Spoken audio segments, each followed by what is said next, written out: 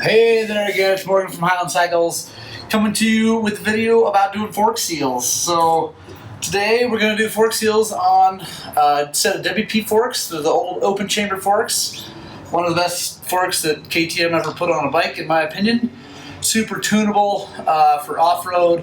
Maybe not the best motocross supercross fork, but a great off-road fork and easy to valve and set up for just about anybody. So yeah, we're going to do fork seals. I hope you guys like it. If you do, go ahead and hit the subscribe button. Get the notification bell, click that thing so you know when we're doing more how-to videos. Also, comment below what other how-to videos you want to see. So, to start, when you're doing fork seals, you want to count the clicks, right? So that you can set it back. I always count them, I click in and count because we're going to want to set them from all the way in and then coming out. So we're going to count these top ones here. So 18 is the number that is out. So now we're going to just pull them all the way out. There we go. Now we're going to count the bottoms. So that's 15. So 18 up, 15 down. So go ahead and open that all the way up. Alright, on this style fork, I'm going to start by putting them in the nice soft jaws, aluminum jaws. If you don't have these, you can actually break this cap loose while they're still in the short clamp. So actually, first, we're going to take these bleeders off. My tool will do it without it, but this makes it easier so we don't break them. So just take that bleeder, get it out of the way, so we don't actually accidentally bump it and break it and have to replace it. So those are pretty tight. Clearly been on there for a while. So for these forks, you need a special tool for that. There it is. It's got 4 pins. It's got a place, like I said, for the bleeder, but I like to take it off. It's a Motion Pro, part number 08-0290. I'll put a link to where you can buy that in the description from Amazon, in case you want to buy one. So now that's loose, we're gonna get this cap off, and to do that, let's see, take a look, there's a nut in there. We're gonna pull this spring down, slide a wrench over it, and then we gotta put a wrench on this. You can't use the same tool here, because if you put a wrench here and then put the tool on here and try to take it off, it actually just spins the preload setting. So you don't want to do that. You got to come up here with a 24 millimeter. But this one is a 22, and I've modified a 22 millimeter wrench. You can see I ground it down. It's just a cheapie from Napa or something like that, so that it fits. So just pull that spring down, slide the tool in. 24 on there, break it loose. You should be able to go by hand for a ways at least. And eventually it's going to get tight again. Maybe. There we go. And we're going to come like that. That's actually it coming off the shaft. I'll show you why that happens later. Come out. Now we got the cap. We can take the damper rod, the adjuster damper rod out, set it down. Something to pay attention to here, there are plastic spacers up in there. Those are preload spacers for the spring. Don't lose them. They're set up specifically for the weight of this person or from the factory, but you don't want to lose those things because it changes the way the forks will work. So we'll set that down there for now. Get this off. Spring out. Now we can drain this. This pan has a drain down into a bucket, so we can drain it right here, nice and easy. And now to get the actual cartridge out, 19 millimeter socket on a just an electric impact. There we go. Pop that out. It's the base valve. You're going to want to clean that up really good. Inspect some things. So there's some things to look at here. This O-ring is really important for sealing, and so is this crush washer, this copper washer. These look like they're in good shape, so I'm not going to replace them. If these forks had a lot more time on them, I'd go ahead and replace that anyway. But yeah, so there you go. Set that down, it's nice and clean. Now we can take this out. Pump it a few times, make sure everything's out of it. Now we're going to take the fork legs apart. Nice sharp flat blade screwdriver. What you're going to do, show you here, is you want to come in right there and push in and twist, and that'll help pop that seal up. You don't want to go crazy because you'll mar up the fork leg, but if you go nice and easy and twist nice and easy, it'll pop right up.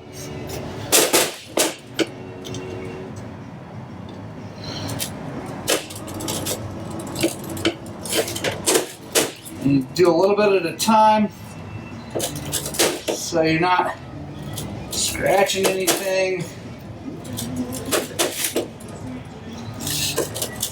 Once you get it up a little ways, should be able to pop it up. Now, I take a look in here. There's a snap ring down inside there that holds the seal in place. I'm not going to show you tight in there. You can figure out how to get it out there, but be careful as you're coming out so you don't scratch the tube.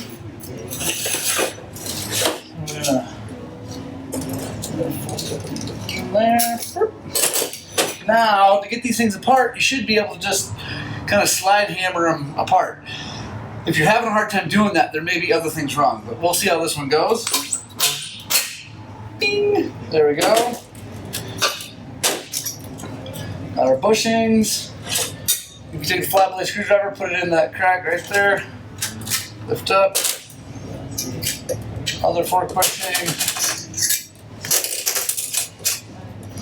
Washer to kind of separate everything. I like to put these things in order down here in the tray so I know which way they go back in. Fork seal, if you don't know, put that here. Then you can just replace it. We're putting new seals in, obviously. Boom, boom. There's the snap ring. All right, now we're going to clean this thing. Got some good brake parts cleaner here. I'm going to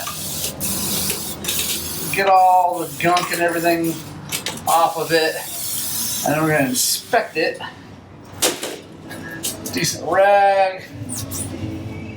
Get it all nice and cleaned up. And then we're going to look at the thing and make sure we don't see any dings. If we do, then we got to go about fixing that, buffing them up. But this one looks good. Happy about that. The next thing that I do here at Highland Cycles, I take a little bit of red Scotch-Brite, I wrap it around the fork, and then I twist and move it up the fork.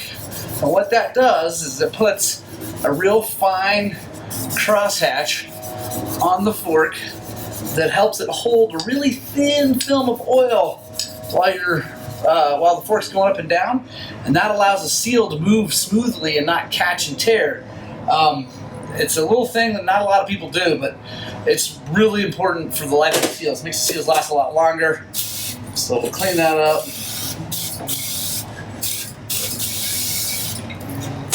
Now blow it off with some air.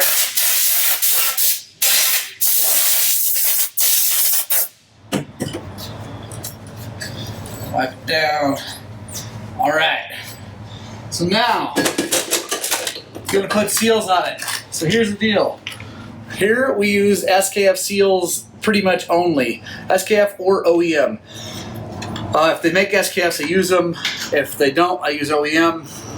All balls, moose, those things are junk. I've had nothing but trouble. So SKFs are good. I will put a link in the description where you can buy these on Amazon. They're just the best seals. We use the heavy duty ones. They're a little more expensive. We sell them for $37.99. Probably Amazon has them cheaper. And that is for one side. $37.99 covers one fork, right? So oil or dust seal, oil seal. So there we go. Now to install, you don't have to use these things, but I really like these little bolt guys. Slide them over. Make sure they're not too tight on there.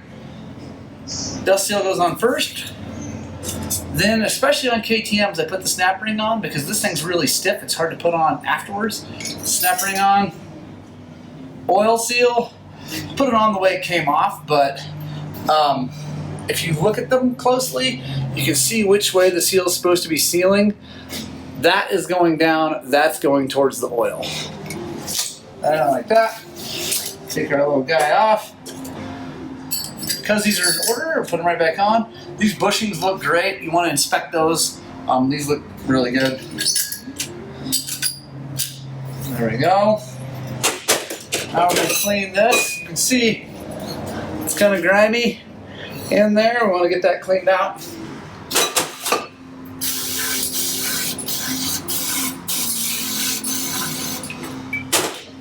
Again, blow it out some air. Making sure it's nice and clean. We slide these together and just go easy like that. Then here's the tool that honestly, other than the fork cap tool, this is like the most important tool you need for doing fork seals, is a fork seal driver. So these are 48 millimeter. So they're 48 millimeter driver. Most forks are. So you can probably buy one driver and you'll be good. I'll put a link in the description to these. They're Motion Pro, I think. Anyway, I'll put a link down in the description so you can check that out. So you want to first start by driving the bushing in, not the seal. So you start with the bushing, and then slide these seals up. And you hear how that changed, that sound change? So that means it's seated. Nice high teak. So then take the oil seal, put our driver back on, and then same thing, listen to this. Hey, look at that, it's seated. That's what you know, you don't have to keep driving on it. Now you're gonna take your snap ring, put it back in there. You're gonna need to probably take the flat blade and push it in there. Just be uber careful not to ding the seal as you're doing that. That would suck. Now for the oil seal, you don't really need the driver. You can just take the fork and kind of push on there, and it's all good. Boom, there we go. Now, pump this guy out. We're just doing seals. I'm not doing a full service on these forks where we would take this apart and clean the valving and everything like that. That takes a lot longer. We normally do that on most fork jobs. This one is just for showing you guys how to do fork seals. And honestly, most people aren't going to take the valving apart at their house. So we're going to take this. One of the keys here, this big black thing here, right? So it can screw up and down on this, and you want to make sure it's all the way screwed down, which we already did by undoing it the right way, but make sure that's screwed down. Take this, slide it in. You can reach in this side and make sure it lines up. There we go. Seats all the way down. We take our base valve, put it in, and I like to start I like to push on this end. Start this thing by hand, nice and easy. That'll get those threads started. That'll keep it from cross threading and causing all kinds of problems because it's aluminum to aluminum, and you can really mess that up. So start by hand. Take your gun. Don't have to go crazy. Got an O-ring in there. Alright, so now we're ready to add oil. Here at Highland Cycles, I use Maxima 5-weight, the high performance good stuff. It's the 85-150 anti-stiction racing formula. It's 5-weight is what is rated as. So on these forks and most forks, you're looking for a level more than an amount. There is an amount somewhere out there you can find, right? But really what matters is the level, the air gap at the top. So what we're going to do is we're just going to add oil. Alright.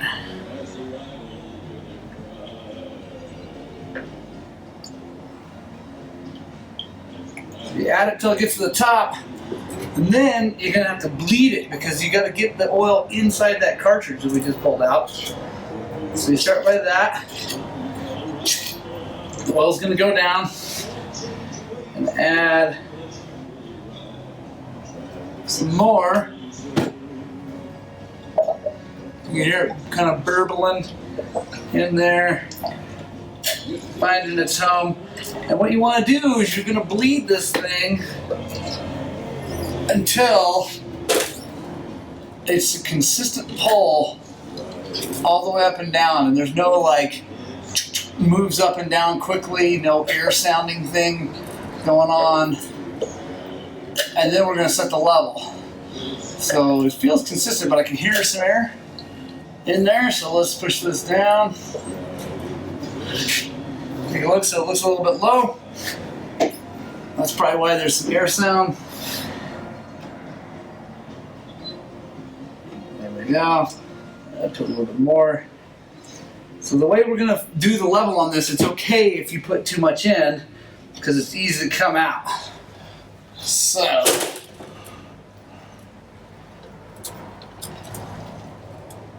yeah, there we go. That sounds like it should. Feels like it should, nice, smooth, all the way up. So, to measure the air gap, there's lots of ways to do it. We have a cool tool, I'll show you.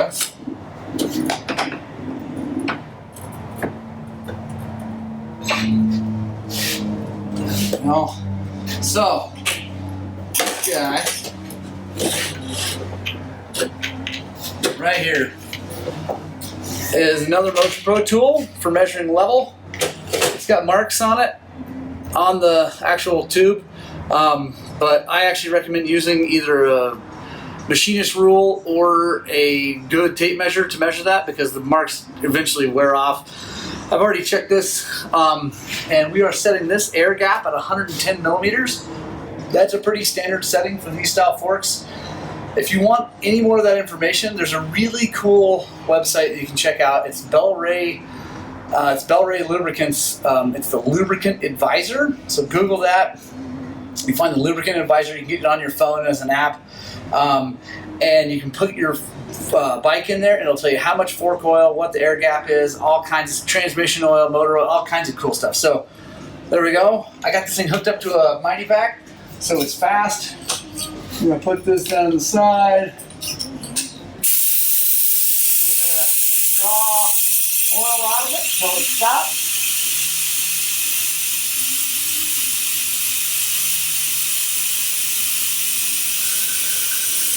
There we go. So now we know that's at 110 millimeter air gap. Take this, I'm gonna lift this up. Now I've got to reassemble it. Like I said, you want to check to make sure this is all the way down. Take your spring, put it on there, hold it up. Take your adjuster rod, slide her in there. And right now, what you can do is you can take this and you can push down. Take your 22 that you've modified, put it there. Take the top. Clean this thing really fast, even though it's already pretty clean. Go ahead and make sure it's all happy.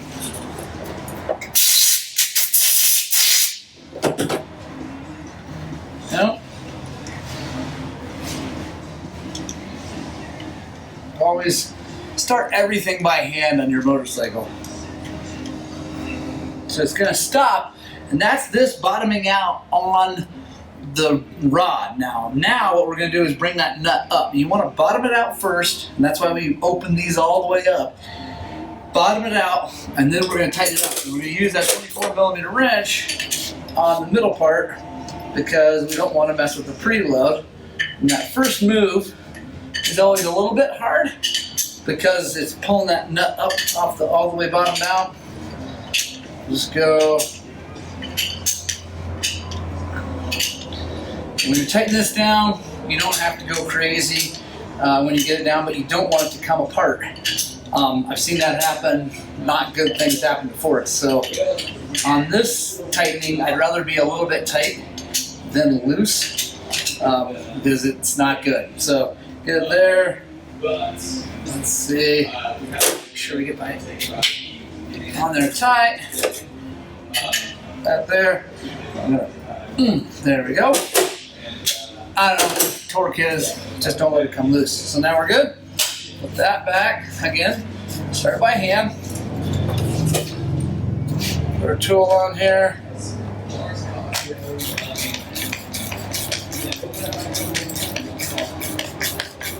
There we go.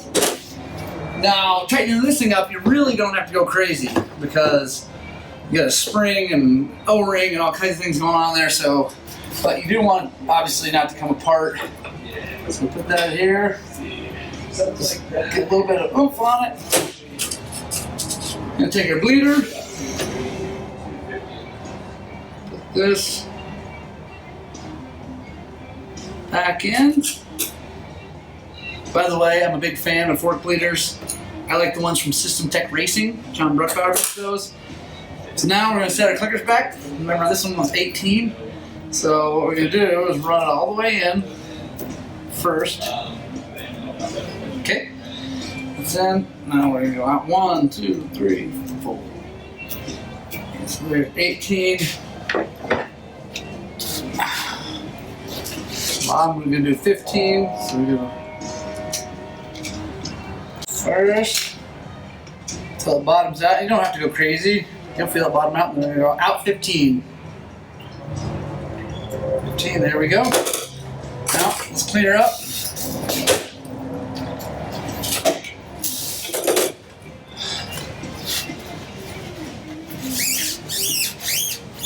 And I'm good to go. Put her back on the bike, ready to rock and roll. Hope you guys liked that video. Hope it helps you get some fork seals done.